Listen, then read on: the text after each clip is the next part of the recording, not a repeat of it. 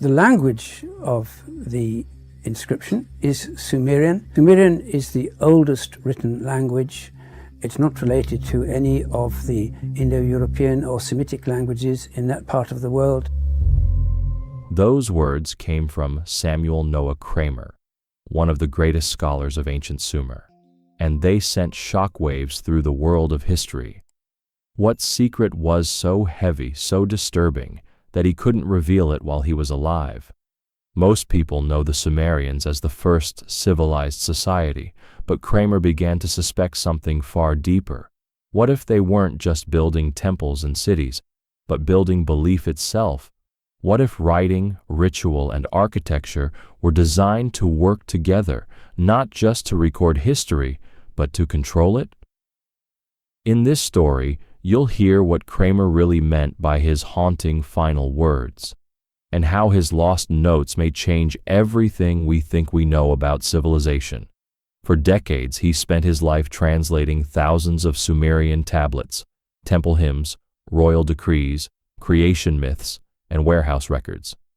Everything seemed perfectly organized until one day something strange caught his eye.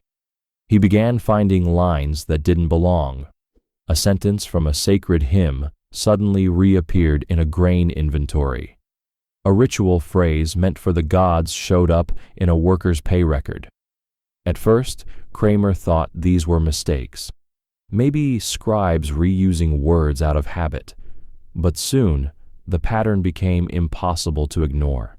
The same phrases, numbers, and symbols kept repeating across completely different types of texts. They weren't accidents, they were messages, fragments of something bigger, something intentionally woven through every layer of Sumerian writing. Kramer began calling them the sentences that wouldn't let go. And by the end of his life, he believed they were the key to understanding how humanity's first civilization didn't just invent writing. It invented the architecture of belief itself. They crossed the boundaries between sacred and practical writing, between myth and mathematics. To most scholars, this overlap meant nothing, just shared vocabulary, they said. But to Samuel Noah Kramer, it was a sign, a clue that something far deeper was hidden inside the world's first writing system. He began tracing these strange phrases across the archives of ancient cities, Ur, Uruk, Nippur, and the pattern refused to fade. The same line kept surfacing again and again. To raise the pure mountain and bind heaven and earth. It sounded like poetry, a sacred verse used in hymns to the gods, but the exact same sentence appeared in construction logs for the ziggurat of Ur, a builder's record. Why would a mason's tablet use the language of priests? Why describe bricks and mortar in the same words used to praise the heavens? The deeper Kramer looked, the more impossible it became to ignore. Lines that began prayers also opened accounting tablets. Blessing formulas were used to seal trade deals. Numbers considered divine, 3, 7, 60, appeared not just in creation myths, but in grain tallies and ration lists. It hit him. The Sumerians weren't simply recording their world. They were aligning it. Every word linked heaven and earth. The sacred wasn't separate from the practical. It was hidden inside it. Writing, Kramer realized, wasn't just a tool for memory. It was a structure for thought, a system that quietly trained the mind to see divine order in every act of daily life. By embedding holy language into the ordinary, the Sumerians blurred the line between worship and work. Each clay tablet, whether it counted offerings or taxes, whispered the same message. The gods and rulers shared the same breath, the same authority, the same order. Kramer began to suspect that this wasn't cultural coincidence, but deliberate design. Temple scribes were educated within sacred schools. They didn't just learn to write, they learned to weave myth into bureaucracy. Every document they produced became more than administration. It was devotion disguised as routine. By his final years, Kramer was convinced this was no accident. The Sumerians had created the first self-reinforcing ideology, a civilization that taught itself how to think through rhythm and repetition. The sentences that wouldn't let go were the framework of belief, encoded directly into clay. They made governance sacred and turned language itself into ritual. And then Kramer took the next step, beyond the tablets, into the ruins of stone. When he turned his gaze to the towering ziggurat of Ur, he realized the Sumerians hadn't only written their worldview, they had built it. Rising from the flat Mesopotamian plain like a man-made mountain, the ziggurat stood as both temple and symbol. Its terraces reached toward the stars, ending in a shrine to the moon god Nana. Every layer, every brick, every alignment with the heavens carried the same message Kramer had seen in the texts, the merging of heaven, earth, and power. In the archives at Ur, he found something chilling. Ordinary lists of materials, clay baskets, brick counts, grain offerings, were written using ritual verbs, to purify, to ascend, to bind heaven. The same words used for worship were used to describe labor. To build the temple was to reenact creation itself. Kramer began calling the ziggurat a three-dimensional text, a book you could climb. Each terrace mirrored the Sumerian cosmos, earth below, stars in the middle, gods above. Worshippers ascending the stairs weren't just walking, they were moving through layers of belief. The ziggurat wasn't just architecture, it was language made solid. The priests, scribes, and builders were not only creating a structure, they were manifesting the very order they wrote about. Kramer realized the tablets and the ziggurat completed each other. One recorded the faith, the other embodied it. Together, they formed a loop, words becoming walls and walls reinforcing words. In that loop, Kramer saw the true genius of the Sumerians. They had built a civilization where belief itself was structural. The ziggurat was not just a house for the gods, it was the doctrine, a monument of stone and silence that declared for all to see that the order of the world was divine, layered, and eternal. Every step upward was an act of faith, and every descent a reminder of humanity's place within that cosmic order. For Kramer, this was the key to his growing theory. The Sumerians didn't separate sacred and secular life, because they couldn't. Their language, their buildings, even their way of thinking made sure of it. Their civilization wasn't just built on clay and stone, it was a text you could walk through, a theology you could touch. As Kramer followed the trail of repeating phrases from temple walls to ziggurat terraces, one truth became impossible to ignore. Behind every hymn, decree, and ledger stood the scribes. They were the hidden architects of Sumerian civilization, the ones who turned thought into record and record into law. While kings built monuments and priests led rituals, the scribes worked quietly in the background, shaping how the world remembered itself. Without them, there would be no civilization to remember at all.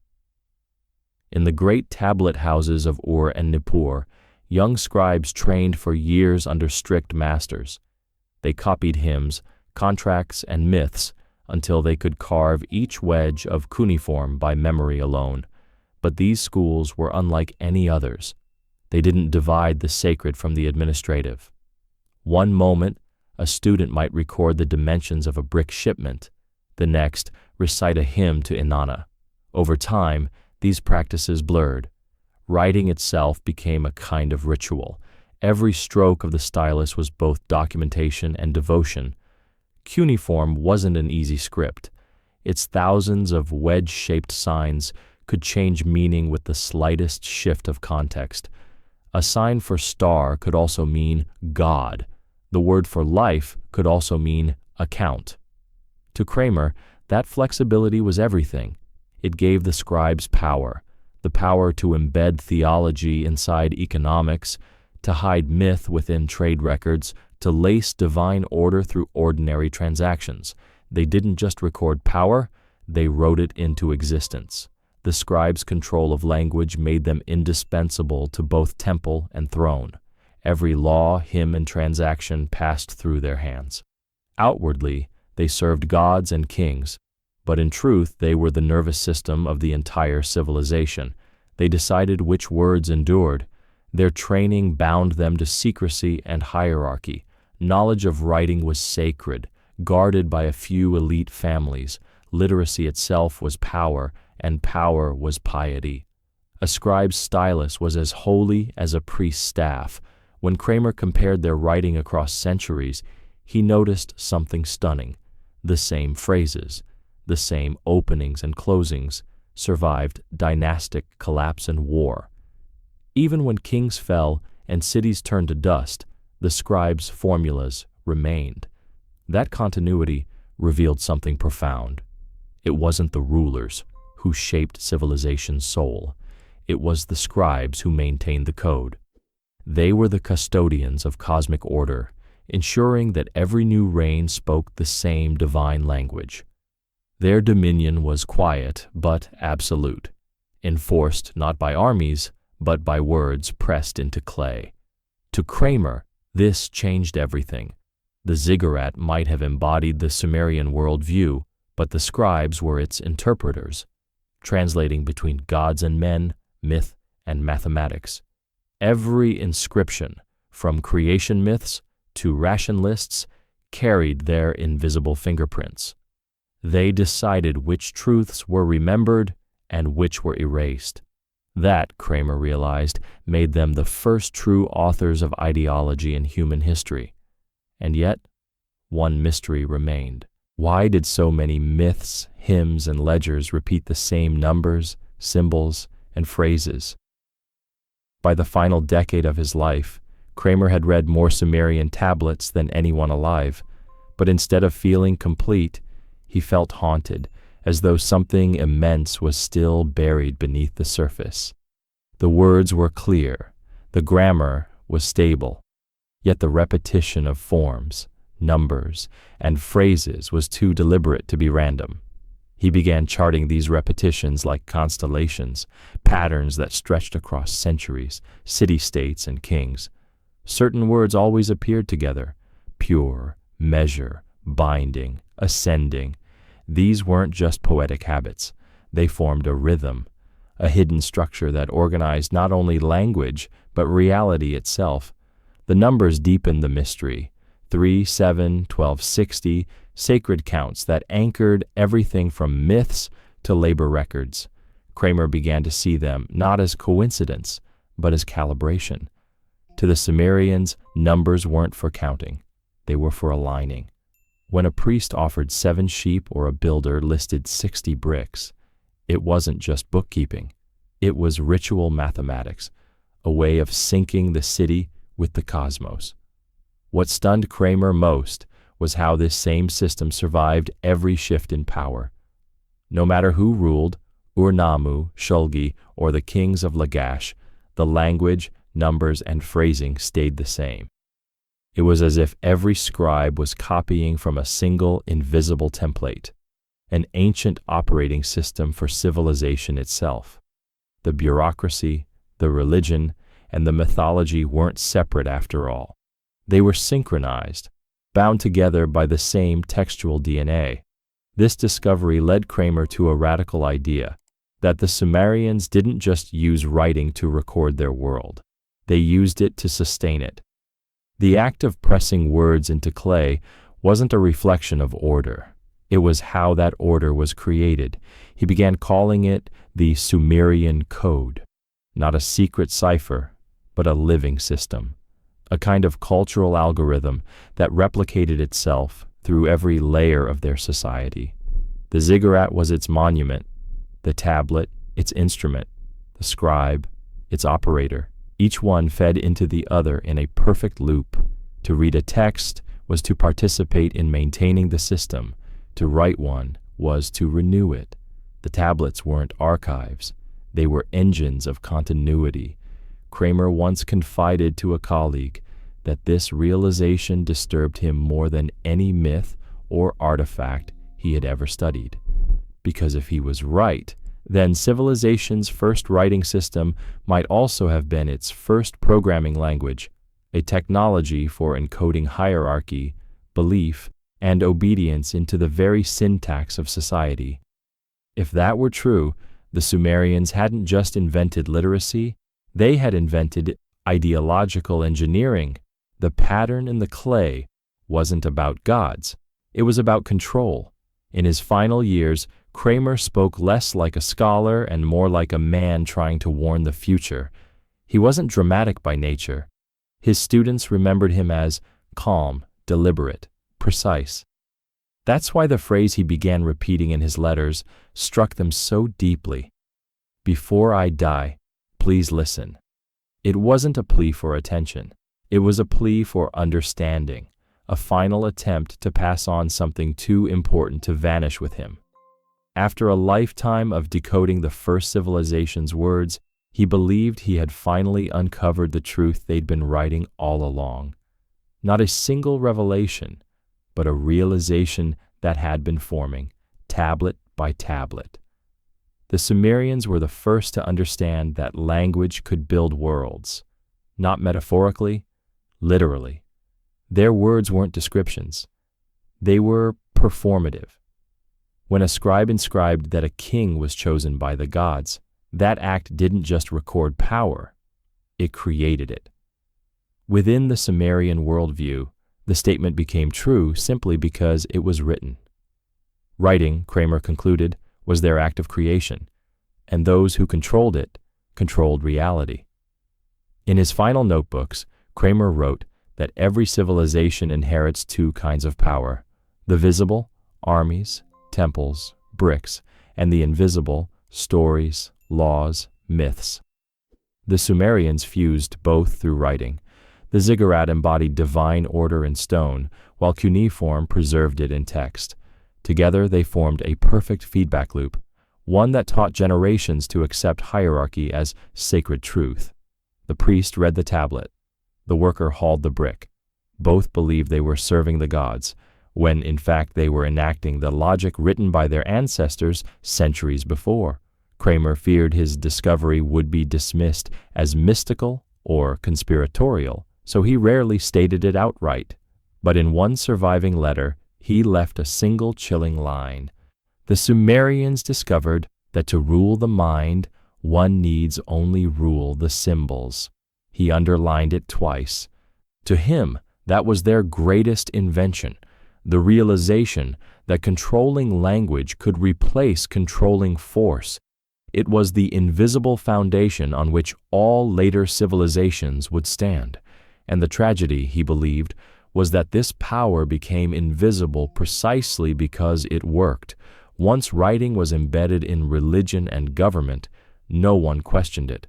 The words of the gods became the grammar of the state.